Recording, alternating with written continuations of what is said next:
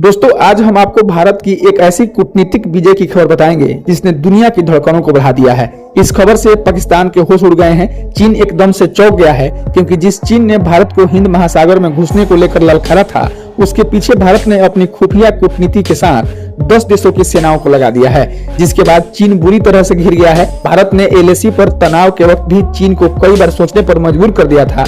जब चीन के पाले में पाकिस्तान था तो भारत के पाले में 1 दर्जन से भी ज्यादा देश। यही कारण है कि चीन की कभी भी हिम्मत नहीं हुई कि वो एलएसी पर अपनी सेना को घुसपैठ करने का एक भी ऑर्डर देता। लिहाजा चीन अब हिंद महासागर की तरफ रुख कर चुका है और इसके लिए उसने हिंद महासागर के उन तटीय देशों को अपने कब्जे में लेने का प्रयास शुरू कर दिया है। खबर आ रही है कि चीन ने श्रीलंका का एक बंदरगाह अपने कब्जे में ले लिया है। दूसरा काम उसने पहले ही पाकिस्तान में कर लिया है, यानी ग्वादर पोर्ट पर अपना नेवल बेस स्थापित करना, और तीसरा हाल ही में उसने मालदीव को अपने साथ कर लिया है।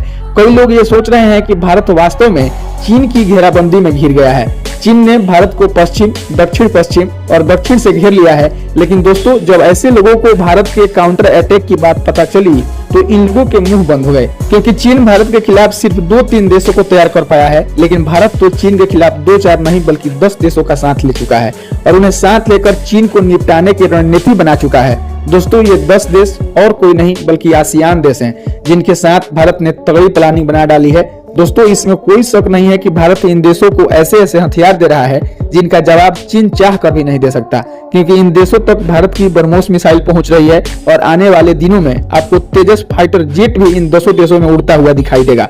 अब सवाल यह है कि आखिर ये देश कौन कौन से हैं, भारत इनको कौन से हथियार दे रहा है और इन देशों के साथ भारत कौन सी कूटनीतिक गेम खेल रहा है जिससे चीन खुद इन देशों से घिर गया है। वहीं भारत ने चीन के खिलाफ किस देश को अपने साथ लेकर अपने सबसे ताकतवर मिसाइल का सौदा किया है और इस सौदे के बाद आज किस डील पर दोनों देशों के बीच साइन हुई है। इस डील से चीन इतना क्यों छटपटा रहा है, इन सारे सवालों का जवाब हम आपको देने वाले हैं, इसलिए वीडियो के अंत तक बने रहिए। और अगर आपको भारत सरकार की ये नीति अच्छी लग रही है तो कमेंट में जय हिंद लिखना नहीं भूलिएगा। तो चलिए अब शुरू करते हैं। दोस्तों सबसे पहले तो ये समझ लीजिए कि भारत के लिए ये 10 देश सिर्फ चीन की काट के लिए ही उपयोगी नहीं है, बल्कि आर्थिक तौर पर भी ज्यादा फायदेमंद है। सबसे पहले तो आसियान ग्रुप में जो देश शामिल हैं उनका नाम जान लीजिए। इनके नाम है Brunei, Cambodia, Indonesia, Laos, Malaysia, Myanmar, Philippines, Singapore, Thailand और वियतनाम। आपको बता दें कि भारत का 55% ट्रेड साउथ चाइना सी के रास्ते से होकर गुजरता है। ऐसे में इन देशों से अच्छे संबंध बनाकर रखना भारत के लिए अहम है। इसके अलावा समुद्री सुरक्षा के चलते भारत के लिए आसियान देशों की अहमियत और बढ़ जाती है। 1988 में एशिया में आई आर्थिक तंगी ने आसियान देशों की चीन पर निर्भरता को बढ़ा दिया था। चीन ने इसका फायदा उठाकर साउथ चाइना सी में अपना दबदबा कायम करना शुरू कर दिया। इससे आसियान देशों के पास एक ही विकल्प बचा और वह अमेरिका से रिश्ते मजबूत करने लगे। अब भारत आसियान देशों के सामने खुद को तीसरे विकल्प के तौर पर पेश कर रहा है। आसियान देश भी भारत की अहमियत को समझने लगे हैं। वह चाहते हैं कि संगठन में भारत की भी भूमिका बढ़ाया जाए। चीन को काउंटर करने के मकसद से इस इलाके में भारत की भूमिका को अमेरिका भी मानने लगा है। वह पहले इस इलाके को एशिया पैसिफिक कहकर बुलाता था, अब इसे इंडो पैसिफिक यानी हिंद प्रशांत क्षेत्र कहता है। और इन देशों को चीन से लड़ने भिड़ने के लिए मजबूत हथियारों की जरूरत है और इसके लिए आसियान देशों का सबसे मजबूत विकल्प खुद भारत ही है। यही कारण है कि भारत हम मजबूती के साथ इन देशों को साथ लेकर उतर चुका है। चीन के खिलाफ भारत भी इस मार्केट में अपनी एंट्री के लिए तेजी से काम कर रहा है।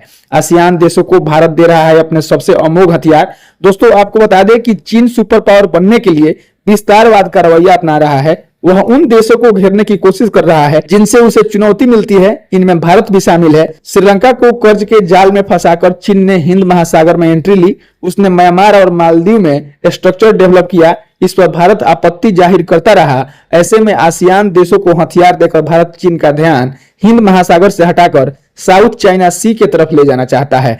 मार्च 2023 में ही भारत की ब्रह्मोस एरोस्पेस कंपनी ने बताया था कि वह इंडोनेशिया को सुपरसोनिक मिसाइल देने के लिए तैयार है। इसे 16,000 करोड़ रुपए की डील के लिए शुरुआती दौर की बातचीत भी की जा चुकी है। वहीं भारत ने फिलीपींस के साथ भी 31,000 करोड़ रुपए की डील की है। इसके तहत भारत इस साल के अंत तक फिलीपींस को ब्रह्मोस मिसाइल डिलीवर करेगा।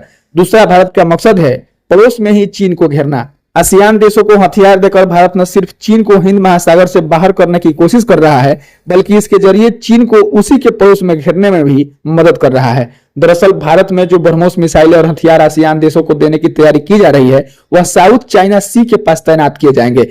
दक्षिण चीन सागर में चीन की अकड़ ढीली होने जा रही है। दक्षिण पूर्वी एशियाई देश फिलीपींस को अगले महीने चीन का काल बनने वाली मिसाइल ब्रह्मोस मिलने जा रही है। यह भारत का ब्रह्मास्त्र है।